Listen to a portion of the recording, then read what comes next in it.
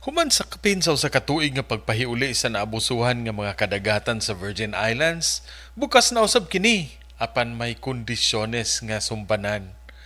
Sa mga muadto dito, muuna og dunggo sa puntod aron mobayad sa entrances, aron katudluan sa mga bagong palisiya sa isla ug kagihan asa dapit sa dagat mo pahiluna.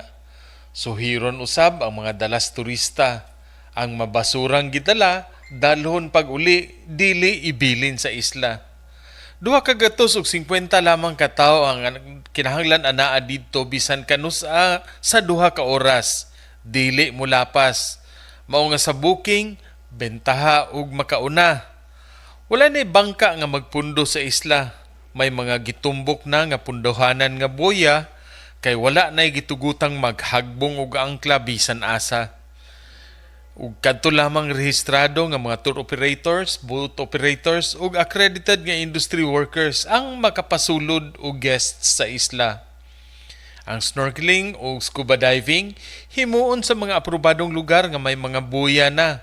Ug kini ubanan pirmi sa mga tigbantay sa Protected Area Management Office sa Panglao Island Protected Landscape aron wala nay magpataka ug magresulta ang kalipkupan maguba.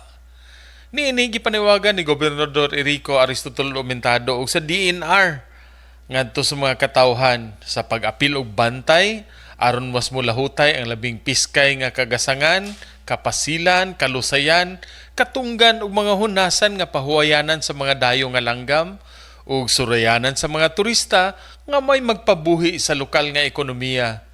Gikan diri sa Puntod, Virgin Islands sa Panglao alang sa Maayong Balita Central Visayas, Ray Anthony Chu, PIA Bohol.